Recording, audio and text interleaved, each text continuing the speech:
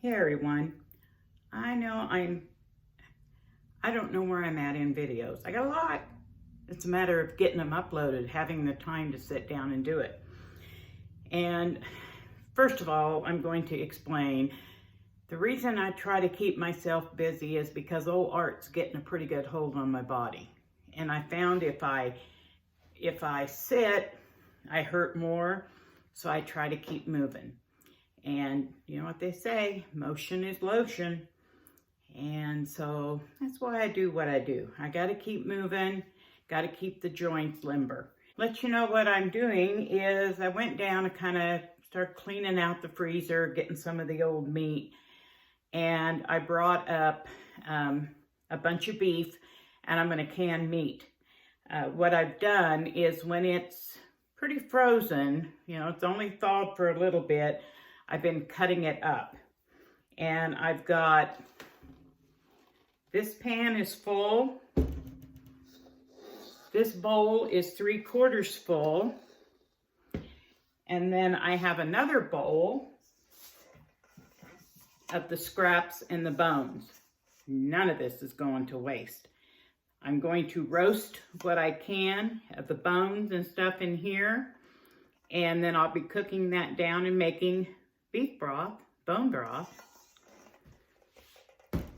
And then I've got some pieces that are cut in bigger sizes, you know, about the size of a deck of cards, maybe a little bit bigger.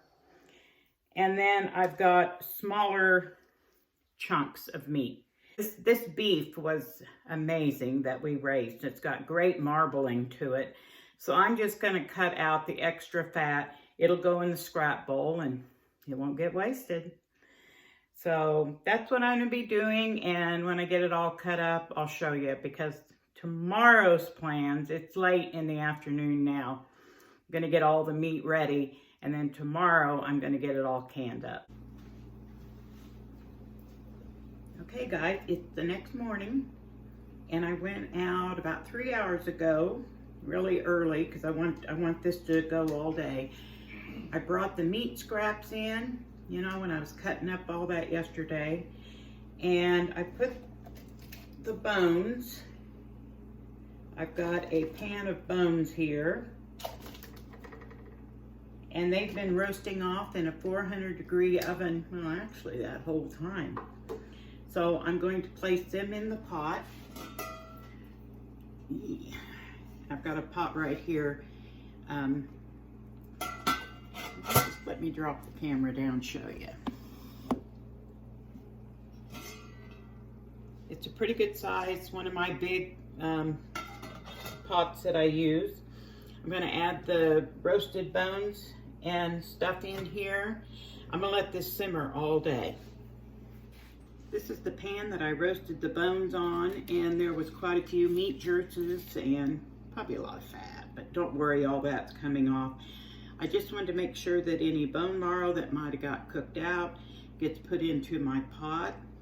And I am going to scrape as much of this brown off, put that in. This gives good flavor, good coloring. And I have added half of an onion. I had some carrot and onion peels, just a few. And I have no celery, so I'm going to try celery seed. We'll see. And what I'm doing with this is, of course, I'm going to make beef broth, and then I'll be taking off any of the meat and making some beef soup. So let me get this put together, and we'll start dragging out spices. I found a carrot in the refrigerator. I didn't peel it. I just chunked it up and threw it in there. My onion, I didn't peel. I just washed it, cut it in half, threw it in there. Got some garlic here, skins and all. It doesn't matter. Remember, we're gonna strain everything. These are my bay leaves.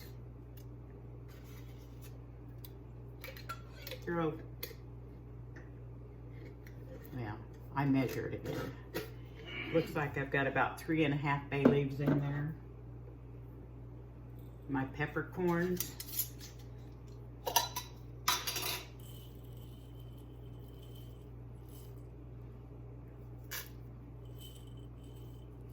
put about 1.5 tablespoons. Now salt, I'm not gonna add too much. This is kosher salt.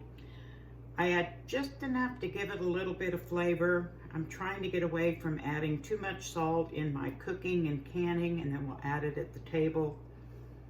But for a pot this size, maybe a tablespoon, and that's all. And like I said, I didn't have any celery. I'm gonna try this celery seed. I don't know anything about it. Let's start with a teaspoon. I'll taste it. And I may end up running to the store today. I have to go pick up milk, so I may stop and get celery. So let's mix this up, and I'm gonna let it simmer. Well, I'm home from my milk run, then I had to make lunch and blah, blah, blah. You know the story. So I'm getting ready now to jar up the meat, and I'm going to do raw pack. I showed you yesterday how I had cut up. I've got this bowl of about the size of a pack of cards. And so we can use that, let's say, for a roast beef dinner. And then, I've got this bowl, and I've cut it up into, bite-sized pieces. The best part about canned meat is, it is so good and so tender, and you can literally just eat it out of the jar. It took me a long time to get up enough nerve to try to can meat. Now, in my opinion, it's the easiest there is. I raw pack the meat, I put it in the jars. Now, I do add a little salt when I do meat, especially beef, because it adds just a lot of flavor. And no water, because it makes its own juice. So, decide you're gonna have a roast beef dinner. Gonna take out a jar of the roast beef with the bigger pieces, and use the broth to make a gravy. Open up a jar of potatoes. Open up a jar of green beans. Voila! Then you have a roast beef dinner that tastes like you've been slaving over the oven and the stove all day. And all you did was open up a few jars and dinner is served. So I'm going to start getting this packed into jars. I will be using wide mouth pint jars. Now typically a pint will hold a pound of beef, but that's more for ground beef. And I do not raw pack ground beef. But I'm just going to pack these pieces of beef in this as best I can, leaving an inch of head space. And I got 4 pieces in this jar. I might be able to get some more in there. If I can't, that's okay with me, because this will be enough for the old farmer and I for one meal. So I'm gonna keep packing away, and I'll come back and I'll show you how many of these jars I get. All right, I've got the bigger pieces of meat in the jars. I ended up with 8 pints. And I forgot to tell you, I put the salt in. I don't put it on the top of the meat. I put it in the bottom of the jar because it is gonna make its own broth, and that will come up and cook. By pressure canning meat, it's gonna come out fully cooked. So like I said, you can eat it straight from the jar, and of course heat it up, use it in many recipes. So now I'm going to start jarring up my cubed beef. And I'm gonna do it the same way. I've got my half a teaspoon, these are pints, half a teaspoon of salt in the bottom. And I'm going to put in as many pieces of meat as I can. Getting it in there good and tight. Leaving 1 inch head space. And again, when you're raw packing, you don't have to add any water. why I love canning meat. It's just so easy and so quick. Okay, there's one jar. Let's see how many jars we're gonna get of this. I think I pointed this out yesterday, but I want to make sure. When I was cutting up the meat yesterday, I was trimming off any excess fat. Now you're not going to get all the fat out, and you don't want to get all the fat off. But I wanted to make sure that I got the big pieces of fat and any gristle, remove it. I don't know if you can tell, but marbling is when you're going to see streaks of fat all throughout the meat. A well marbled piece of beef is going to be much more tender, and it's going to have a better flavor. If you buy the meat that is, you see no fat streaks running through the meat, you're typically going to have, it's going to be tough and not very flavorful. And it took me a long time to accept that too, because I was like, get all that fat off, get all that fat off. I got all the meat jarred up. I've got Cinnamon Girl sitting here ready to go. And I think there's 17 pints. I'll know for sure when I get them in the canner. I'll go back over. For a pint, I added a half a teaspoon of canning salt. Make sure you use canning salt. Pack the meat in, and no juice. Don't add any broth, don't add any water. It makes its own. It's just great. Then I went around the rims of the jars with vinegar. Since I'm working with meat and it tends to be a little bit fatty or greasy, the vinegar will help cut that grease off. I've got the lids and the rings soaking in hot water, not boiling water, but I wanted to soften those rubber rings. So I'll get everything moved over here and we'll do that. If you see steam, that's just my broth, bone broth, still simmering away. So you put the ring on, then the plastic lid, tighten it down finger tight like you would a metal lid, and then just back off just a bit. The Tatler lids, you tighten after you take them out of the canner. So I'm gonna get my canner full and we'll get it going. Okay, my canner is full, and since they're all wide mouth jars, I could only get 8 per level. If you have a narrow mouth, you can get 9. And sometimes I've gotten 10. So I've got 16 pints in here, which means I have 1 pint left over. Okay, I've got the lid on Cinnamon Girl, and the first thing I need to do is it's gonna have to come up and vent a steady stream of, here we go again, a steady stream of steam for 10 minutes. Now this is gonna take a little bit longer because I used the raw pack method. So my meat was cold, my jars were cold, and I'm starting with cold water in the pressure canner. I want it all to start at the same temperature. Once it starts to vent the steam, then I'll set a timer and let it vent the steam for 10 minutes.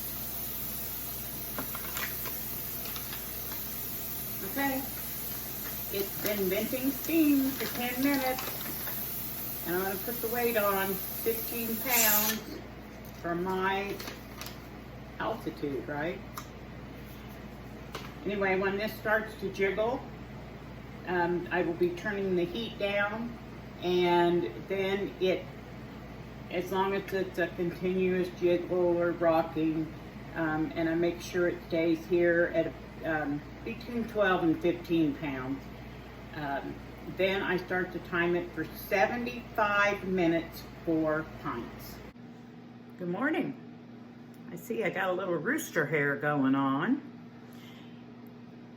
Okay, it's the next day, and it got late last night, so I didn't show you what I did, but that broth that I had been simmering all day, and it was simmering close to 12, 14 hours, I strained it off into another pan through a colander, and I got the big pieces, the meat scraps, the vegetables, the bones, all that. Then I strained it back through You can use a cheesecloth, but I always use my flour sack towel. I strained it off back through that to get a clear broth, and then in my case I set it outside because it got down in below freezing. But you refrigerate it overnight or several hours, and then all the fat floats to the top and you have this solid block of fat that I'm going to take off right now, and let me show you.